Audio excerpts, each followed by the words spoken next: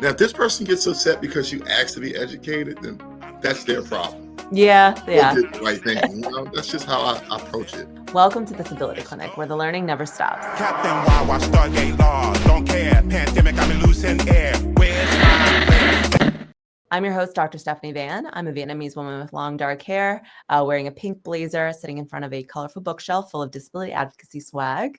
Our guest tonight is Hossein Miller, a CODA, child of deaf adult, and professional ASL interpreter who's done work in the medical and community advocacy spaces. Welcome, Hossein. Thank you so much for being here. Thank you. I think that's perfect. I'm Hossein. I have a blue shirt on, sitting in front of a white background, beard, bald head, fair-skinned guy.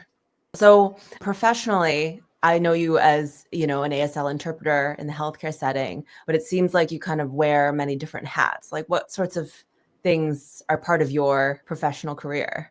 So I'm what they call a freelance ASL interpreter. And there's many of us, so that can land us in several settings within a day. When I met you in a medical setting, I left there and went right to a university setting. It could be platform, like doing a conference. Or it could be a nice medical setting, which I really love the medical settings. It's such a connection with the people, and it's such a rewarding feeling. When you go in and out of there, and you provide the communication, and they understand everything that they need to do for their medical concerns and how to remain healthy or feel better. So that's the most rewarding. Second is the universities, knowing that people getting their education and going on to the next level as deaf people. It's really a challenge, and you really have to work extra hard to be amongst your peers in those settings. It really resonates with me that the medical setting is the most meaningful. I mean, I feel the same way. Obviously, I picked a career where I get to be in clinic and kind of talk to people about what they need help with and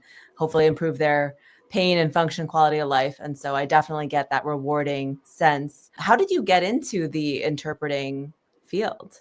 I've been interpreting all my life. I'm a CODA, a child of a deaf adult. But professionally, I really never wanted to interpret. But it came to me.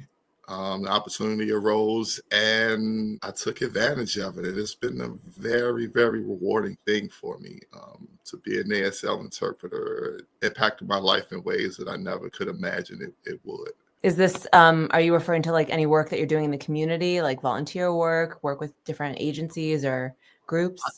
I do work with a lot of agencies, and I do a lot of volunteer work inside of the community as well, specifically for children of deaf adults, young ones, very, very young, ages as young as 6 all the way up to 18. And we try to transition them into whatever field they want. We understand that all CODAs don't want to be interpreters eventually. Yeah. But I built up a nice network where if they want to be a car mechanic, I know someone that they can, be paired with, mentored, and how to be a successful car mechanic.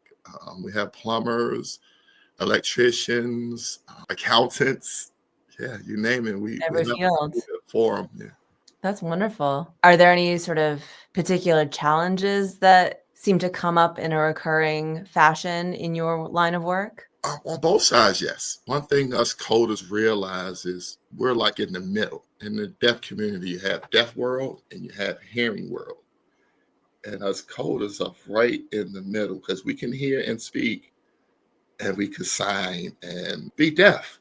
Just like them, we were raised in this our first language. So the challenge is sometimes getting both sides to see what they need to see. Sometimes it's the deaf thinking, hearing aren't trying to accommodate, and sometimes it's the hearing not understanding the accommodations that are needed for this deaf person to be successful. And I don't think that really applies only to the deaf and hearing world, but it's just the disability community as a whole. Able-bodied people really don't get them. And it's the same way. Disabled people really don't get able-bodied people on why they can't do this or why they can't do that. It's funny that you talk about these dynamics because, when I think of the disability community, there's such diversity within that community already. Mm-hmm. And, misunderstandings can even happen amongst people who you would think would be, more understanding or more empathetic. Yeah. But, we're always kind of learning from each other. People come from different backgrounds and experiences. Yeah. And it also, you're reminding me of sort of being like from two different cultures, even like if you have parents from two different cultures, or you're marrying or partnering with someone who's from a different culture and, two families are merging, but there's, misunderstandings and differences that, Yes. you're really making me think of all these conflicts that happen like that. It does happen, especially me, for an example. My mom is Black and my father's from Iran.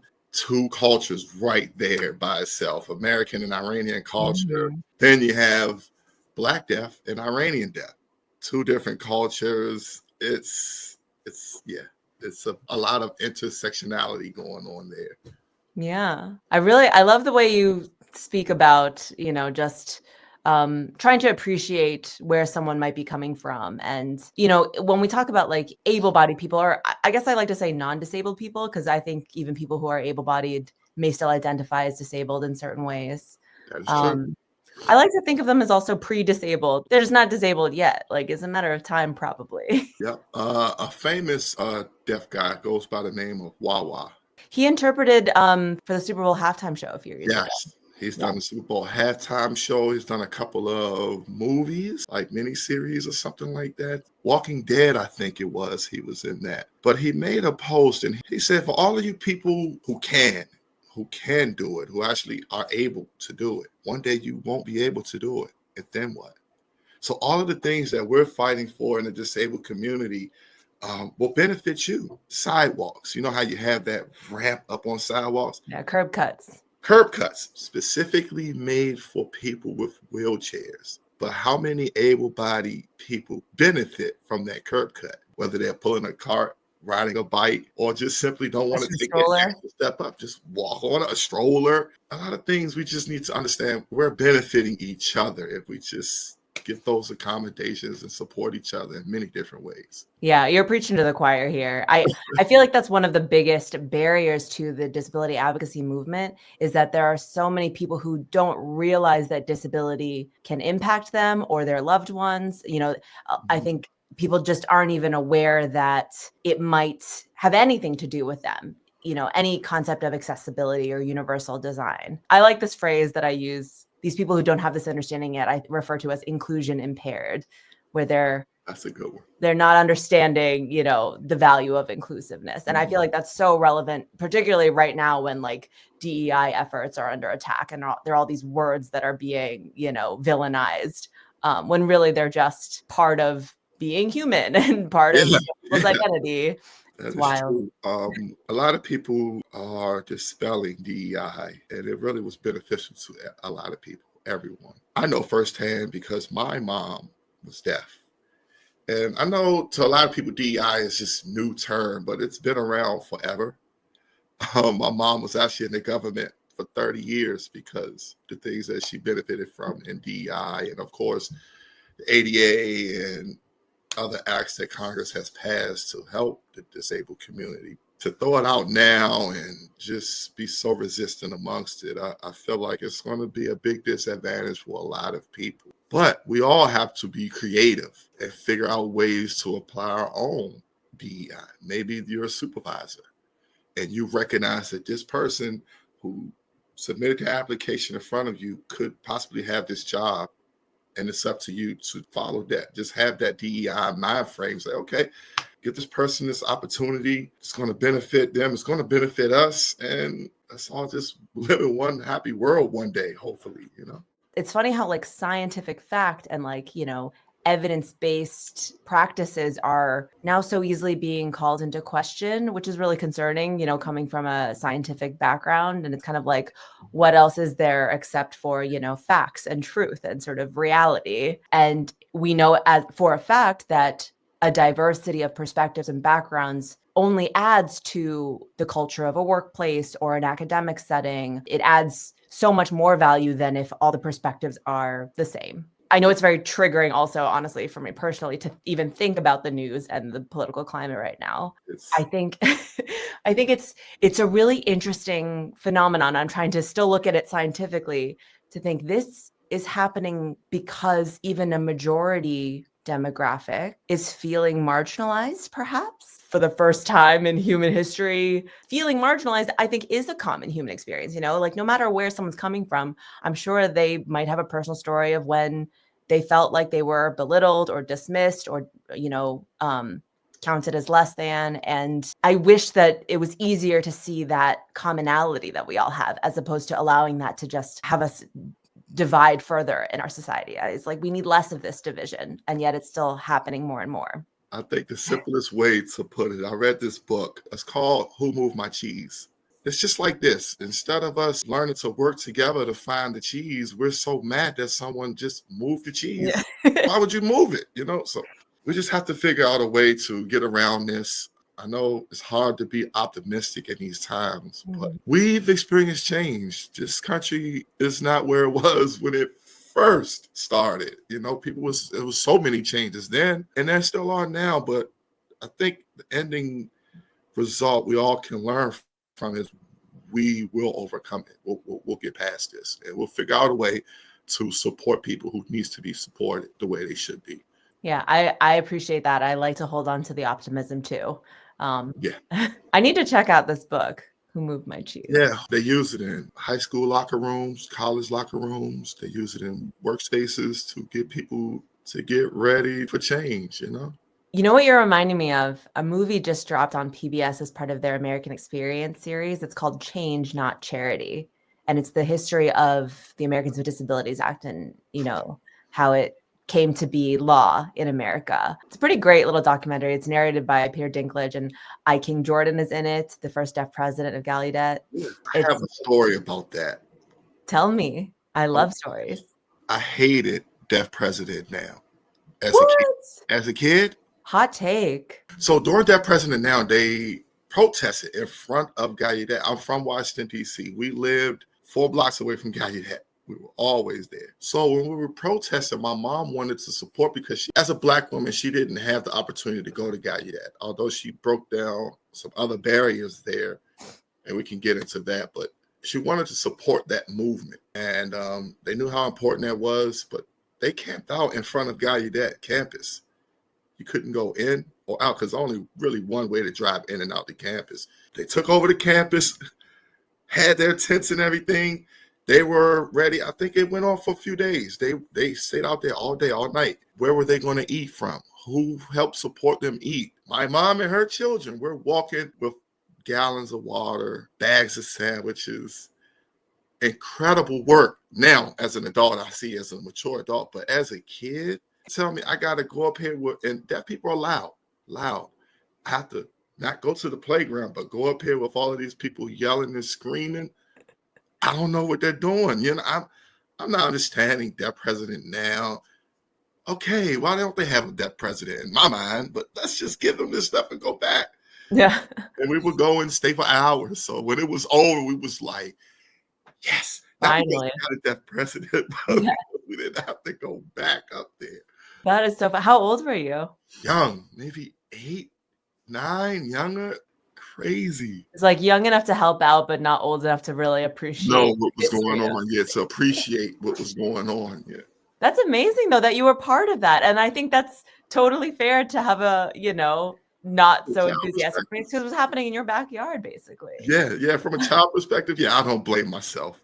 I don't feel any kind of way, but I understand now as an adult. It's like, wow, I watched that. I saw that. You know what I mean? And you fed them. Like you still supported, even though you didn't fully comprehend. Oh my gosh, Good for you. That's so cool that you were part of that movement and that time in history. That was sort of the climate that was happening right before the ADA got passed. And so there was all this sort of social momentum and social change that led up to it. And so, wanting to appreciate that history and remember it, it feels like we have to keep moving forward from that.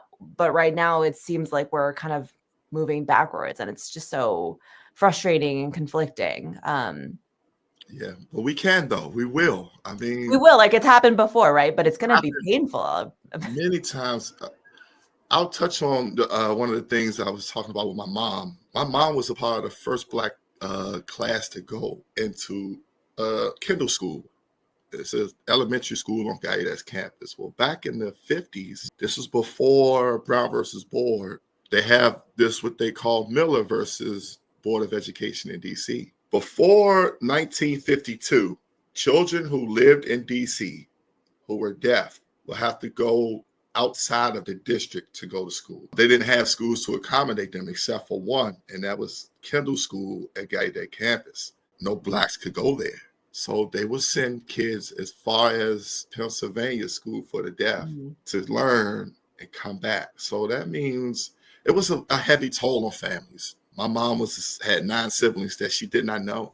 She didn't build really good relationships that spilled over into their adulthood. You don't really know your mom. Her father passed away while she was on campus, in Baltimore. In her case, she had to go to Baltimore, which was one of the less efficient schools. It was just a really bad, poorly ran school. And if you had a little money, you could send your kid to Pennsylvania.